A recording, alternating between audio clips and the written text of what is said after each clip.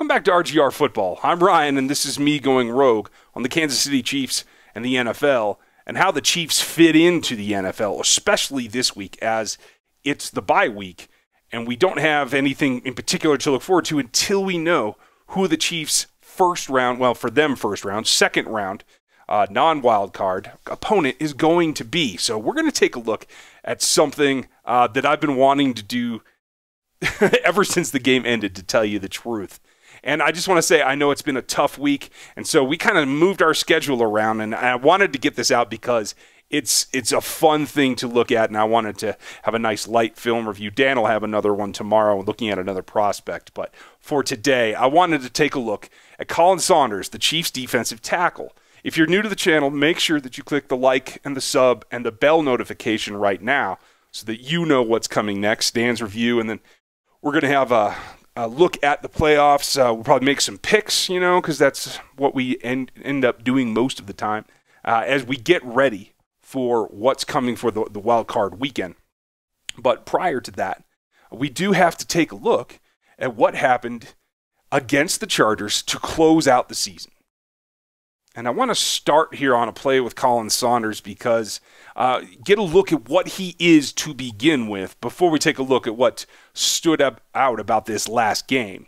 Now, that said, what he is a defensive tackle, a guy that came in having played some defensive end in college, rushed from the outside, some in at the 5 technique, but for the Chiefs, he's been lining up between the 3 and right over the center in a 0 tech most of the time, like he is right here in a 1 tech here just outside the eye of the center, trying to maintain and control this A-gap and garner all the attention.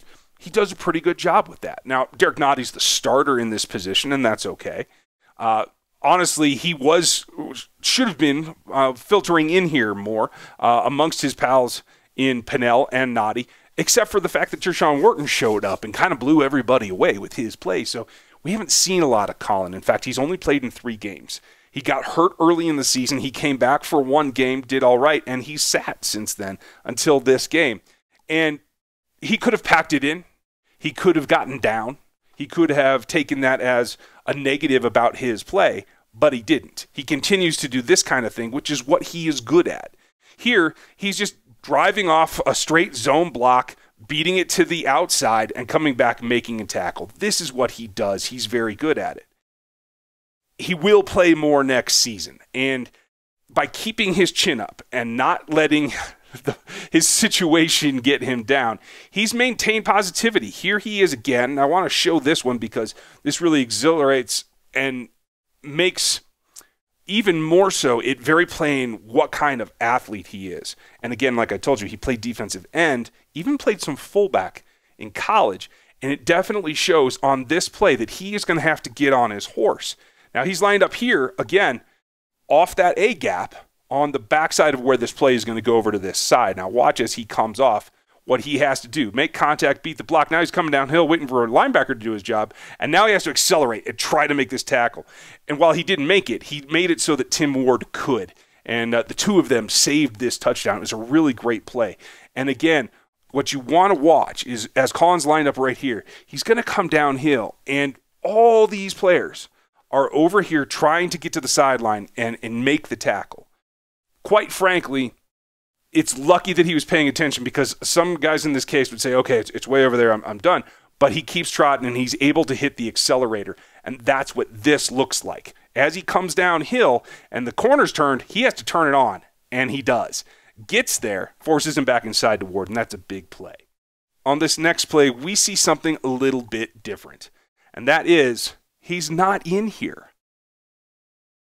This is Pennell lined up now in the A-gap as the 1 tech, and this is Saunders lined up right behind him. And that's the most interesting piece to me, because for this particular game situation, when you had injuries upon injuries, well, he did go out. He had been meant to really play this entire game and had to miss some time. He is now down linebackers where he only had Harris left, and they pressed Khalen into service being a linebacker. And he didn't do too bad. He comes downhill, uses his hands well, defeats that block, and that's the key to this thing, something that he's fairly used to because defensive linemen get their knees aimed at quite often. But this is a different beast. Right here, the center is identifying him as the middle linebacker, which in his count is correct. It's just funny to see that. And by the way, if you look here at Harris, who's a pretty sizable linebacker, and you look here at Saunders, you can see just the difference in the rear, in the hamstrings, the size of the thighs, the size of the calves. I mean, Khalen Saunders gives my calves a run for the money, and that's saying something. The interesting thing here is this is something that I'd like to see if they ever get in a pinch with the linebacker level coming up here later this season, because normally this is going to be Noddy and Jones, or Noddy and Pennell if it's a dedicated rundown, like we're seeing here with a tight end and a fullback behind, hiding behind Justin Herbert here. That's what I'm going to call the triangle of death if this is Noddy and Jones and Saunders, because you're not running in there. And even worse if you pack Pennell in there. But watch how he does this. This is a little bit different than defeating hands when you're a defensive tackle. And as he comes downhill, he's going to do what he's used to, but he does it with a whole lot more athleticism. And this is where athletes pay off right there. Shoves the center to the ground. Feeney's not bad either, and he's defeated this block and able to pursue. He's not a guy that makes this play, but he keeps it in front of him. And for a 325-pound linebacker, that's what he's listed. That's really impressive, as is this play. As he comes downhill, I'm going to back that up to show you again. And I do want to say, he's listed at 326 or whatever it is. Given the time off, I actually think he's right here playing at like 336 or 340 even. I couldn't even tell you for certain, only Colin can, but watch how he's lined up here right on the 45. The ball is away from him. He is the backside linebacker in his what a nickel front at this point. Watch where this play goes. As the back comes down, he has to give a little bit of ground. 2 yards is where he comes into contact and helps make that tackle.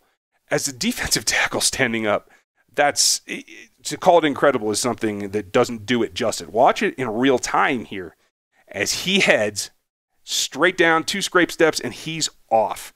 And it's really, really great to see that if they should need this, they can get him some reps this way.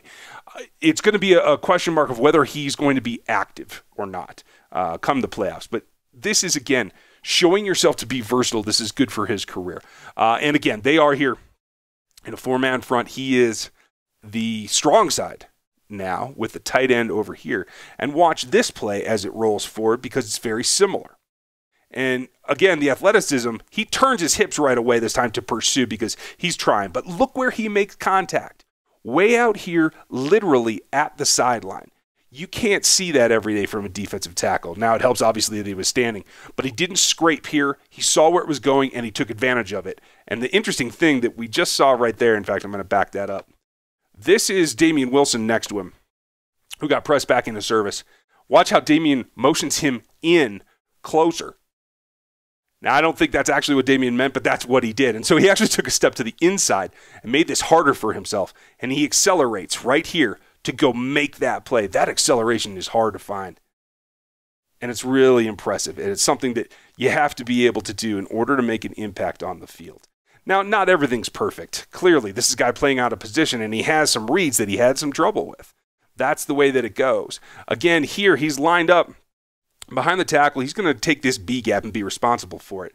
And he does a pretty good job with the initial contact because that's what he's good at. He defends, actually extends, and gets this block off of him. Right here, he just doesn't have the instant acceleration. He should have gone laterally. Instead, he tries to attack deep and misses. And so it's just a learning curve if he's going to be out there in any kind of situation like this for him to actually go back and get that done. Now, that said, watching Khalen Saunders play linebacker was a treat that I don't know that we'll see again, but I wanted to point it out because it's really impressive. As, again, the athleticism to get all the way over here really stands out for a guy that has had probably a tougher year than we expected. I had hoped he would take a big step forward this season, and it just didn't happen. But you never know what the future is going to hold, and I think he'll have more time next season. So that's it for me today. If you like this, make sure you click the like and the sub and the bell notification. Appreciate you guys spending your time here. We'll have more for you tomorrow. Catch you then. Thanks for watching this video from the team at RGR Football. Click these videos to see more and subscribe to RGR Football.